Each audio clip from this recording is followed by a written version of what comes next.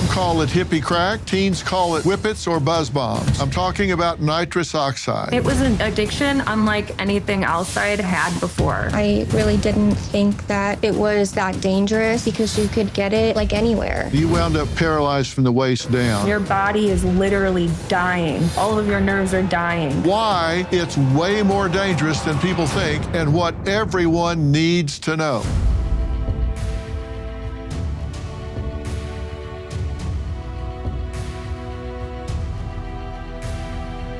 Thank you for joining us. Tonight we're talking about a potentially lethal drug that can be purchased at gas stations, smoke shops, and online. Some call it hippie crack. Teens call it whippets or buzz bombs. Chefs use it to create foams and whipped creams, while doctors and dentists use it as an anesthetic. I'm talking about nitrous oxide. You may have even had it at the dentist office. But tonight we're talking about a shocking truth about the legal $36 high that seems to be trending on social media and sweeping across the nation.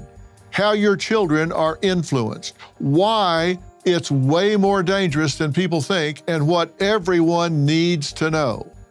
Now, Rachel began using nitrous oxide at parties when she was 23 years old, and it wasn't long before she was inhaling up to 6 tanks of nitrous oxide a day. And Rachel, frankly, you feel like you're lucky to be here tonight. Would that be a fair statement? Yeah, that's a really fair statement. That's even an understatement. I really appreciate your willingness to talk about this because I think it can save a lot of people some serious suffering and perhaps some lives.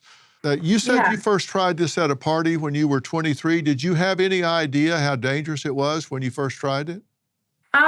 Yeah, like it was explained to me that it like kills brain cells and, obviously doing anything like that was out of character for me. But yeah, at first I just kind of thought it was dumb. It's really short. It wasn't something that was super common. I was bartending.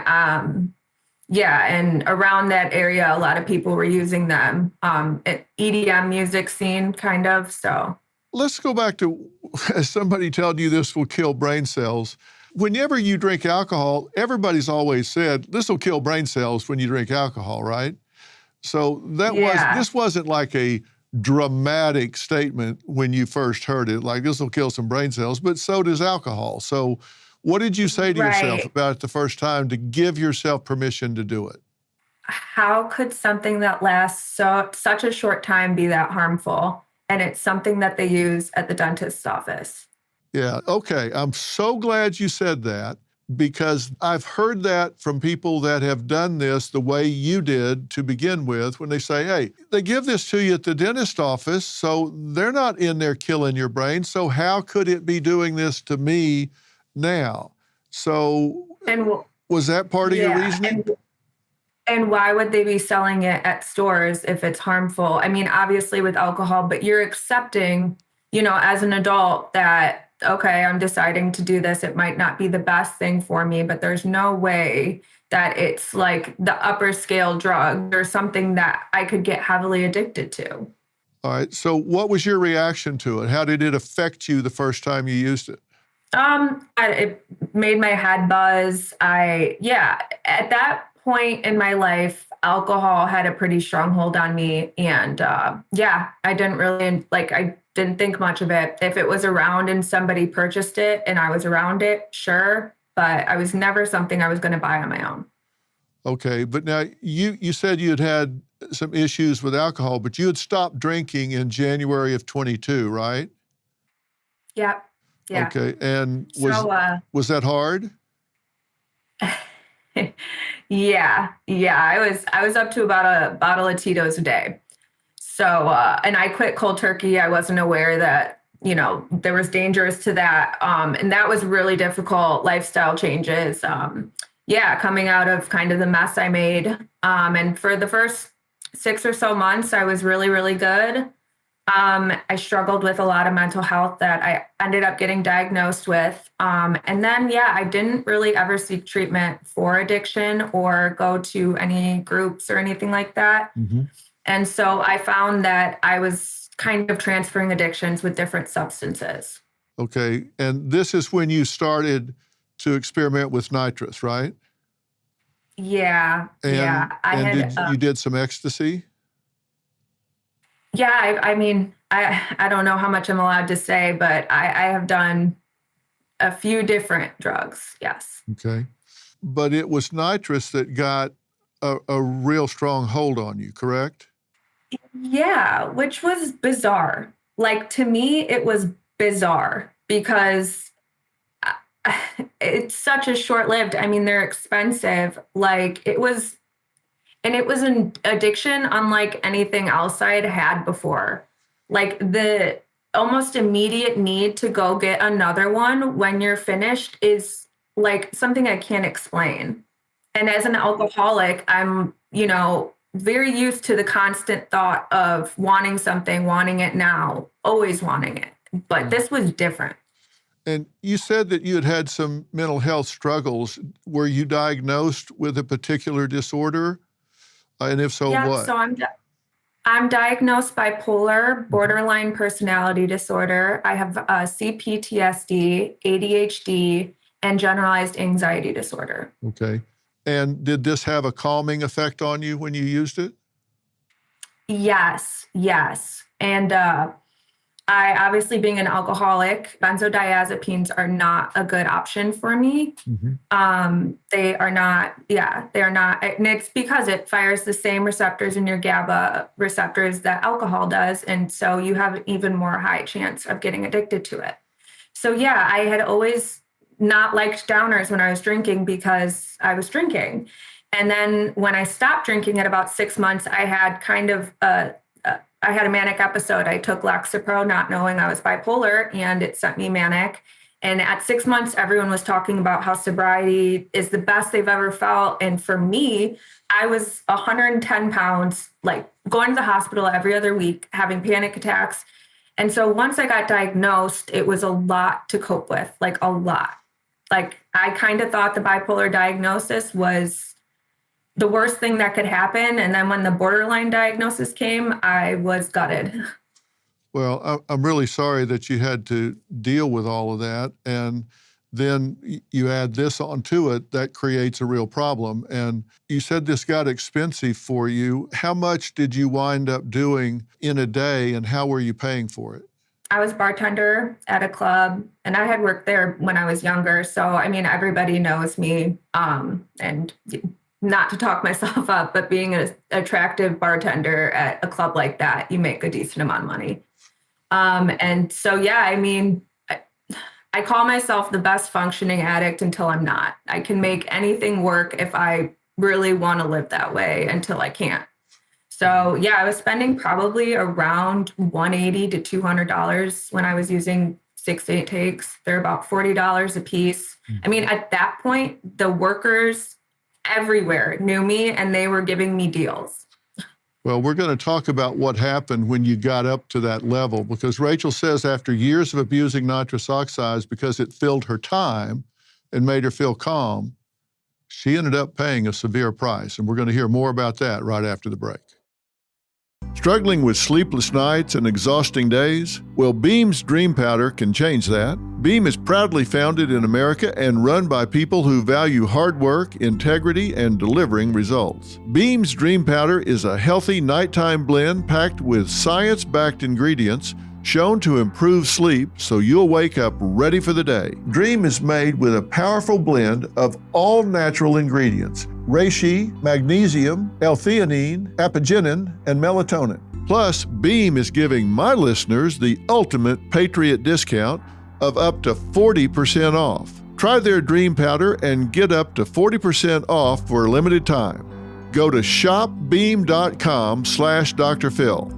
That's shop, BEAM.com/Dr. Phil, and use code Dr. Phil for up to 40% off. Sleep better, wake up stronger, and show up ready for your family, work, and country. If you're handling your own books or have a bookkeeper, you're risking inaccuracies, missed deductions, and blind spots in cash flow. Financial Yield Solutions, Inc., known as FYSI, has a seasoned team of accounting professionals and attorneys that handle every journal entry, bank reconciliation, and month-end close. They deliver clear and timely financial reports so you can stay in control. Plus, their advanced tax avoidance strategies can help you capture every deduction before you file. You'll even get plugged into their network of industry leaders and referred partners for real-world growth opportunities. Set up your free consultation to learn how FYSI's experts will transform your books into a growth engine and accelerate your business to the next level. Act now to claim your free $5,000 business assessment. Available only for a limited time. Visit fysi.com/Dr. Phil and use promo code Dr. Phil or call 800-877-4000 today. A little over a year ago, Rachel considered herself sober because she didn't think inhaling nitrous oxide was harmful. Now, Rachel, let's talk about this. This is a 640-gram canister, or you call it a tank, right? Yeah. Okay. And this cost how much? This size? $40. This is $40? I was living in Grand Rapids, Michigan. Yeah. I've heard they're more expensive in Denver. Okay. So at the worst, you were using 6 to 8 of these a day? Yeah, I think my highest number was probably 8. Okay. And there's a apparatus that goes on the top of this and allows you to inhale it directly, right? Or would you use a balloon or would you use it directly? So, depends. I mean, it's a nozzle that screws on. It's a little plastic nozzle. I personally just hit it from the tank. You have to be careful to not angle it at any sort of way, kind of upwards, because it can shoot freezing cold air down your throat, which has happened to me. That's why people use balloons. They also use the balloons because you can blow the air in and back and in and back, basically taking oxygen from your brain more and more. So you're breathing in carbon dioxide and you get higher. Right. And you say the more you used, the more poisoned you became. You passed out after a while, right? Just completely lost consciousness? Yeah. Right. Like I would just wake up and they, like, people that I was doing them with would, tell me that I had passed out. Okay. Now, was there something that triggered you to use this more heavily? I think you said you'd been through a breakup. Were you medicating with this? Yeah. So what's common with bipolar people is that medication kind of stops working randomly. And with medication changes, I definitely have more of trigger to use. And with relationships and having borderline personality disorder, there's a lot that goes on. So it is kind of, I have tumultuous relationships, unfortunately. Mm-hmm. But yeah, I was having a lot of issues with just a bunch of stuff. I got bartending at a bar I used to work at. And initially when I got sober from drinking, I was working in a restaurant and I stopped working in bars because I couldn't separate my life. So when I started working at this bar again, I was around similar people and I made the decision to start using it. And everything since I stopped drinking has had a much stronger hold on me because I did not go completely sober. I just stopped drinking. Right. So I was still using other things. Well, let's talk about what went wrong when you had a bad spell from this nitrous. Your hands went numb. What all happened when it got really bad? Yeah, so I had been like falling and just weird thing. And when I fell, I hit my elbow. My hand was going numb by Easter time. And it felt like it was asleep. And then it started kind of going down my arm and like kind of my leg. And I was dropping things. And it was just really weird. I had bartended in a 9-hour shift, was like kind of fine. But people thought I was like, there was people saying to me that they thought I was drunk. The next, I fall asleep. I wrote a paper that night. I fall asleep. I wake up and it feels like my hips are broken and I like can't go to the bathroom. And I'm like, what? So I freak out. I call 911. They take me to the hospital. And at first they just thought it was muscle spasms. I didn't tell them about nitrous because I had no idea that like that could be causing whatever was going on. And so they sent me home they sent me to go get medication from the pharmacy, and it was like for muscle spasms and something else. I, at that point, was wearing sandals. When I got out of my Uber, my shoe had fallen off and I had not felt it. I get these medication. I go to a smoke shop next to my pharmacy, grab another tank, hitting it. I have a friend reach out to me and says, please look up the case study of nitrous poisoning. I go look it up. I'm sitting in bed. I like instantly start bawling. I'm like, oh my God. And it's saying people are paralyzed. They can't, I'm like, he's like, I'll take you to the ER tomorrow morning.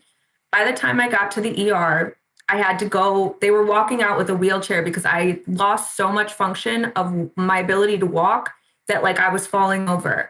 I told them that like, I have nitrous poisoning. You need to run my blood. Within 30 minutes of them doing that, I had about 7 people from neuro in my room, and I was admitted. You say nitrous poisoning. Let's take a look at the nitrous oxide misuse health risk, because I want people to know, because you were a classic case of this. There's short term, there's oxygen displacement that can cause asphyxiation. Your brain's not getting oxygen, which can result in brain damage or death short term. There's loss of blood pressure, which can cause fainting and heart attack. And then long term, you've got a vitamin B deficiency, and you can have irreversible neuropathy and paralysis. A psychological addiction can obtain, depression, anxiety. You can have neurological blood-related complications, frostbite, which results in tissue damages, which is why you mentioned people use balloons sometimes to regulate the pressure. And all of this was coming true with you. And I'm so glad that somebody really brought this to your attention.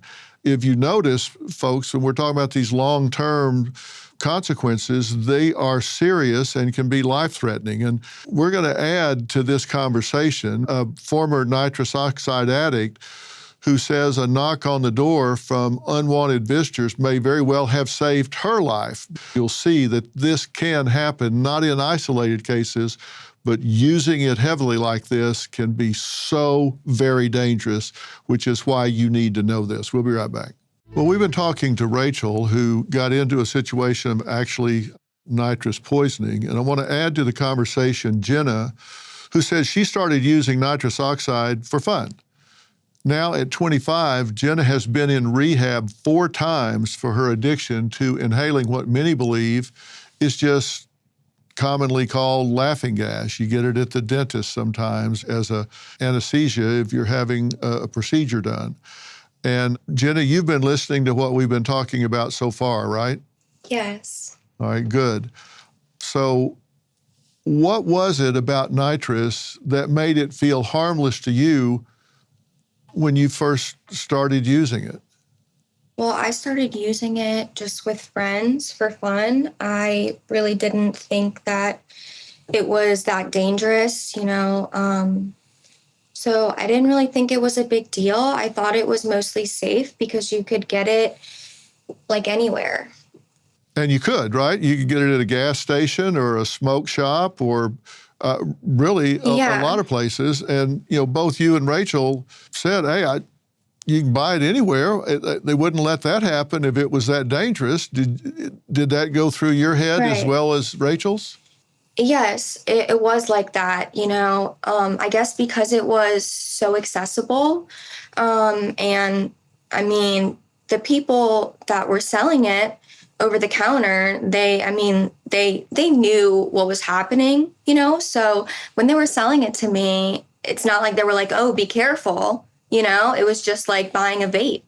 Yeah, that's a whole nother conversation. I'm not a big fan of that either because of what that can create with your lungs. But Yeah, it was like they were excited to see me coming. yeah, I'll almost. bet. I mean, these things are expensive. Yeah. And Jenna, what did you pay for yours? Rachel was saying it was like $40 for the smaller canisters. Yeah. What were you paying? So for those tanks that you showed, they were about $45 here in New Orleans, but I quickly upgraded to the bigger tanks, which ran at about $100. They were maybe twice the size of that one. And so that they had like a strap on it to where it would make it easier to carry because it was so heavy. So those were more expensive and I was buying them like constantly. And how much were you doing in a day, Jenna? How many of these larger tanks, like 2,000 gram or whatever, how many of those were you doing in a day? It started off with maybe like 3 big tanks a day, but at the worst, I was up to like maybe 10 of the bigger tanks a day, all the way up to maybe 16 on a bad day. Oh, wow. So this took a lot of time, right? Yeah, so I mean, I couldn't do anything without it. You know, I felt like I couldn't function without it. And anytime I was sober, the only thing I was thinking about was going to get another tank. Yeah. And so people have an idea. If you're talking about a whipped cream can, for example, that would do maybe 3 cups of whipped cream, that's got 8 grams in it. And then the size that I'm showing here is 640 grams. That would make 153 cups.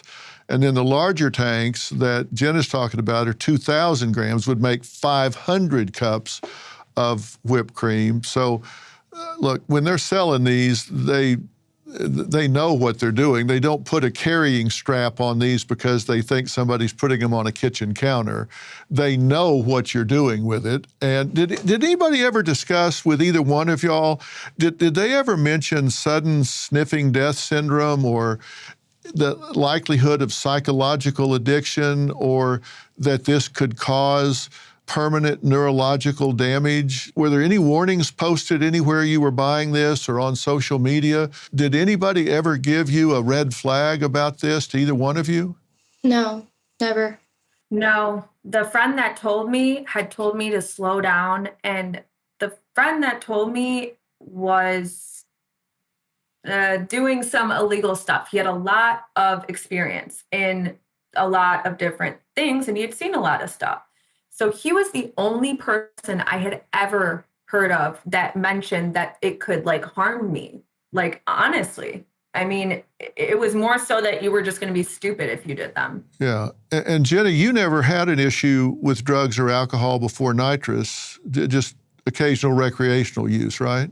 Yeah, so I did struggle a little bit with addiction, but I think that it was actually made worse by the nitrous because, you know, as an addict, I saw the nitrous as a loophole because it doesn't show up on drug tests. So it allowed me to use it without, like, basically flying under the radar. Nobody would know. And so that was the draw for me. And, you know, it got bad really quickly. After I started doing the big tanks, you know, I couldn't be stopped. Like, in order for me to stop doing them, I would have to be like physically removed from it. Because that's how powerful it was once I started. Yeah. And it got really bad. I was in a really dark place. And you wound up paralyzed from the waist down. Actually, both of these women ended up in the hospital, and we're going to talk more about that right after the break. Your body is a system, and when it's running right, you feel focused, energized, in flow, but sometimes we struggle to find that flow state. Why? Because there's too much static in our system, brain fog, fatigue, and inflammation. The Echo Flask clears the static by infusing your water with molecular hydrogen, a natural science-backed gas that helps your body think sharper, recover faster, and run smoother.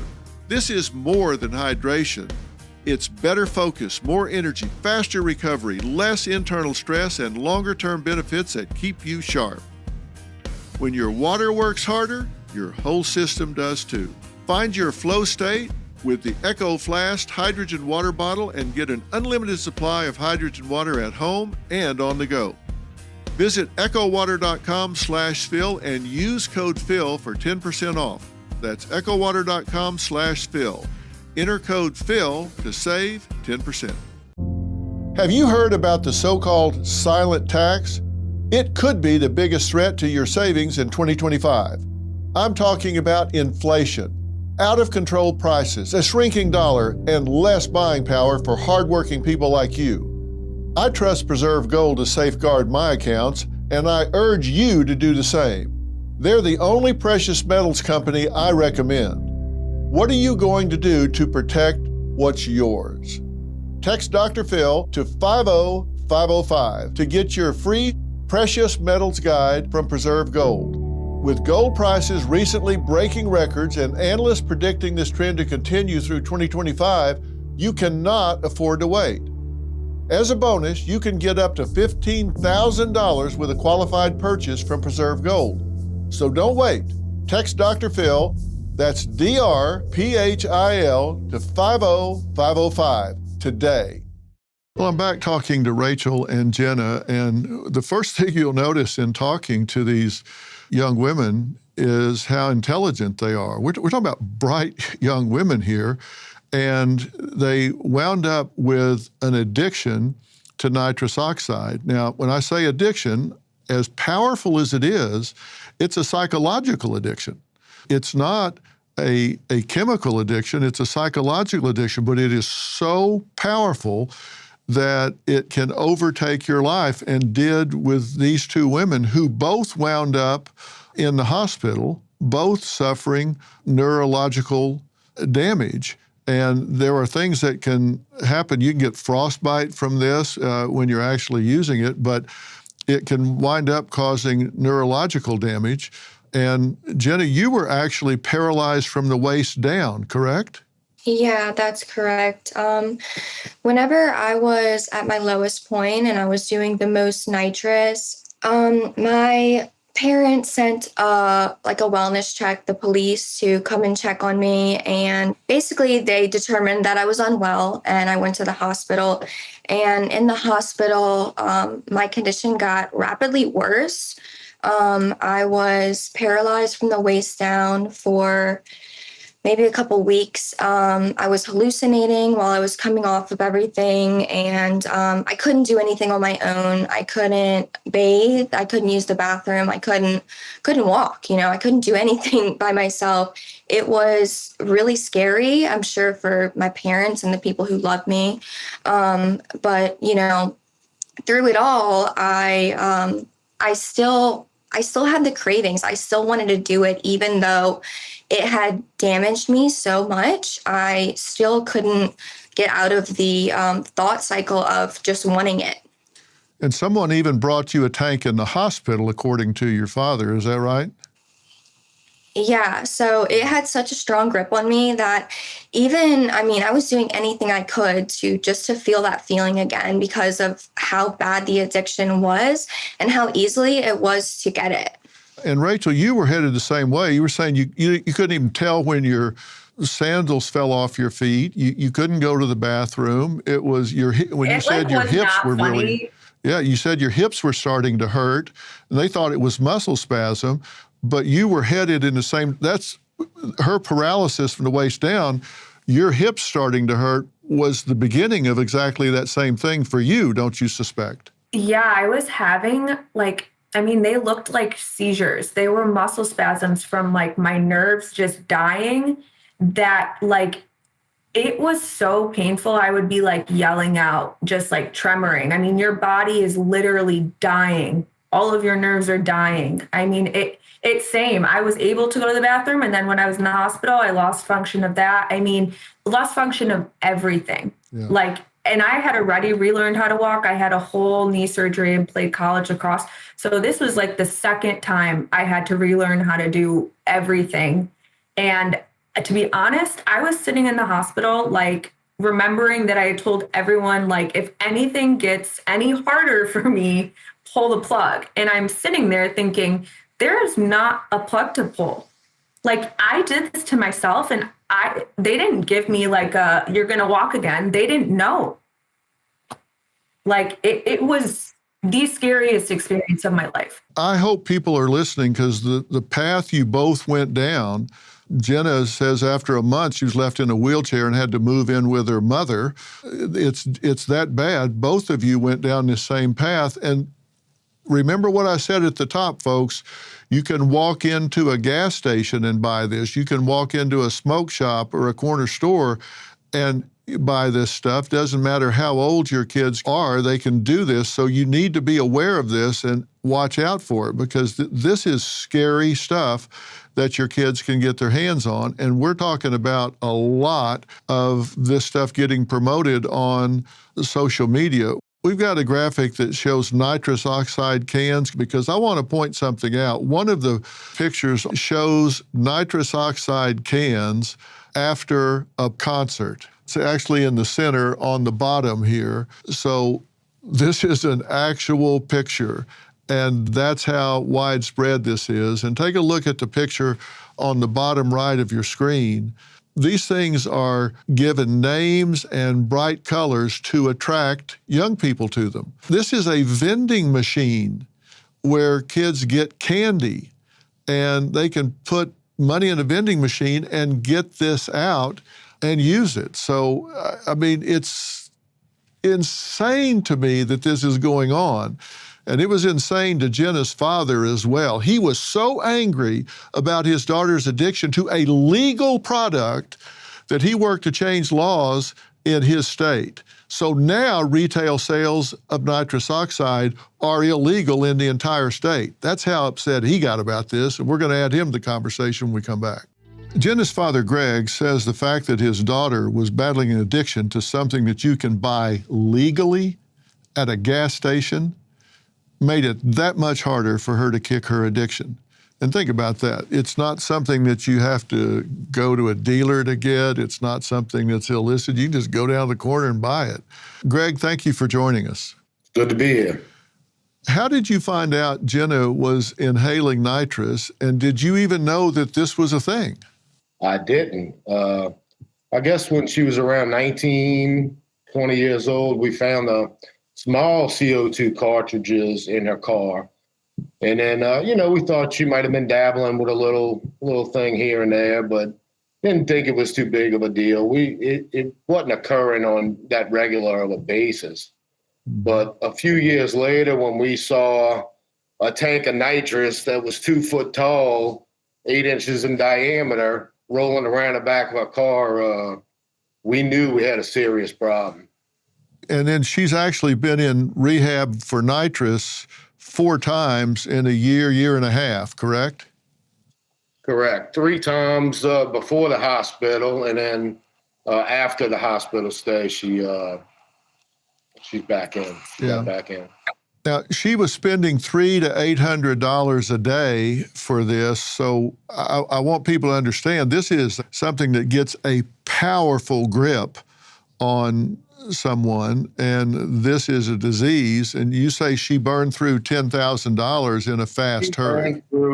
She burned through her life savings from, birthday money since from when she was 2 years old all the way through, Christmas of the year before. She, she had a good savings. She was a saver. She saved a lot. Mm-hmm. And I'm just glad that we finally got with the news on this, and they had a few really good stories on this whole thing, which we were on the front lines of. And a friend of mine reached out to me from high school, said that she saw the story on the news and she wanted to help. And man, I was like, well, how do you want to help? And she explained that, she knows these legislators and she dabbles with politics herself. She goes, I'm going to go ahead and draft this bill for you. And we're going to kind of copy and paste some of the older laws, and we're going to draft this bill for you. And I'm going to show it to one of the representatives here and see what we could do. And I said, that's great.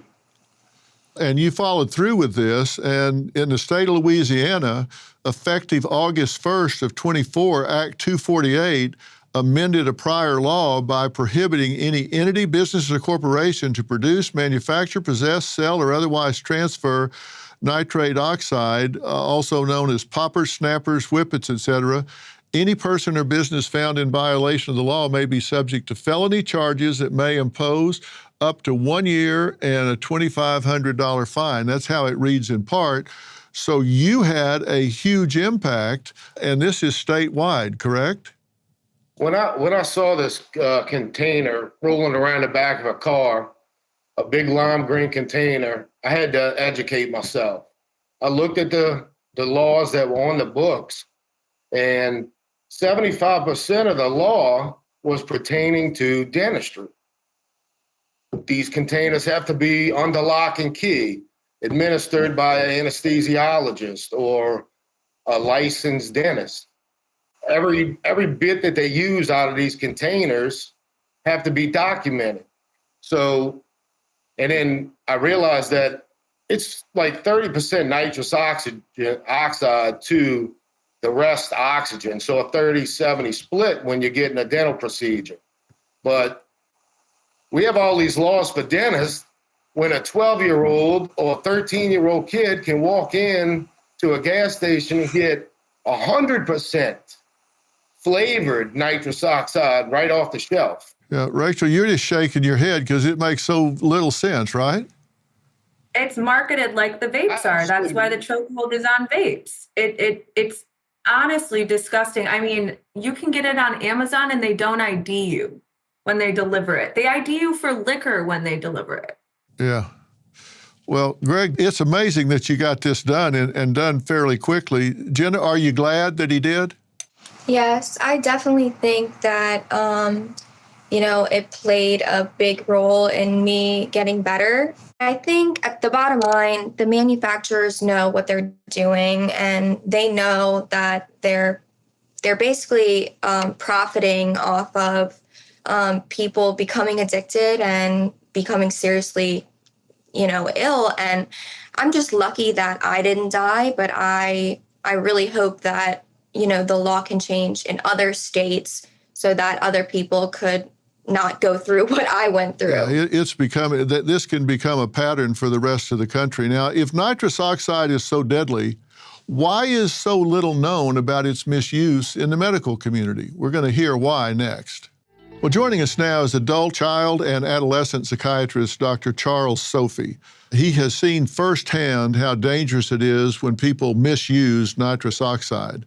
Dr. Sophy, you encountered your first case of this about 6 years ago, I understand. What is up with this nitrous oxide? Why is this flying under the radar? Well, it's a crazy drug because it's not like alcohol where you can, you get it, and long term, you're not really sure it's going to do anything to you, but you're drunk and you get past it. But with nitrous oxide, it's pretty brutal because it's an insidious, slow onset, easy to get, and then all of a sudden you can't walk. Because what it's doing is eating away the protective sheath or the protective covering around our brain, spinal cord, and all the nerves. So nothing is going to work eventually. Slowly, you don't walk. Slowly, you don't feel. Slowly, you're dropping things. Slowly, you're dizzy. Then you start to have psychiatric symptoms because it's slowly getting to your brain cells and your brain isn't functioning. You can't control anxiety. You can't control your mood. You can't control what you're thinking. You start to hallucinate. So it's slow, but it's insidious. And before you know it, you're stuck, you're paralyzed, you look like you had a stroke, and you can't even answer the door like that young woman couldn't even answer the door to the police to get to the hospital. Right. So this eats away at the myelin sheath. Is that what you're saying on the nerves? This eats away at the sheath around the nerves, which keeps the impulses moving down the pathway. Correct. So then you can't control anything. That's why you feel raw, basically. You can't feel or you're feeling too much. There's no moderation of anything neurologically. You can't control the way you're going to walk or the way you're going to grab something or if you're holding on to something, if you can keep holding it or you're going to drop it. And the other problem with this is, it's so easily accessible at birthday parties for young children. They're taking in balloons that have helium and think it's funny to talk like Mickey Mouse. If you have addiction genetics, you're lighting fires in a lot of people and you don't even know. So talk to parents, friends, spouses, whoever. What are signs they should look for if somebody is actually abusing nitrous oxide? What are things they can look for to spot it real quickly?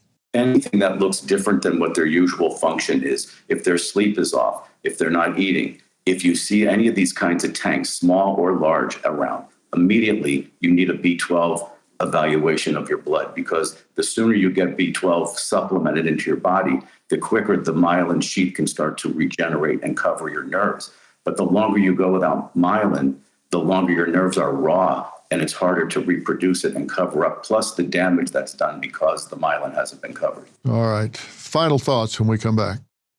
Well, we're back, and we've been talking about a silent epidemic that's going on in America. It's being promoted on social media. It's targeting children, not just children, but it is targeting children. Dr. Sophy, if people are watching right now that are using and abusing nitrous oxide, what do they need to do? Obviously, it's stop, but what do they need to do just very quickly in 30 seconds? First of all, they need to stop and know the danger. And second, go get a blood test immediately. Look at what your B12 levels are so you can replenish if you need to. Immediately do that. Yeah, and if they get that B12, that's going to help build back everything that they need nerve-wise, and that is the primary treatment for this. Look, I want to thank Dr. Sophy, Rachel, Jenna, and Greg. You three are warriors for this, and you've used your lives here. Thank you for being here tonight. And thanks to you at home for finding us here at Merit TV. We will have even more information about tonight's show on our website, so make sure to log on to drphil.com. And don't forget to check out the all-new Dr. Phil podcast, where you get access to Dr. Phil Primetime along with weekly episodes, where I deliver unfiltered, powerful insights and practical tools to help you navigate today's complex world. You can download and subscribe to that on Apple Podcasts, YouTube, or your favorite podcast app. We'll see you next time. Thank you so much for listening to us about this important information.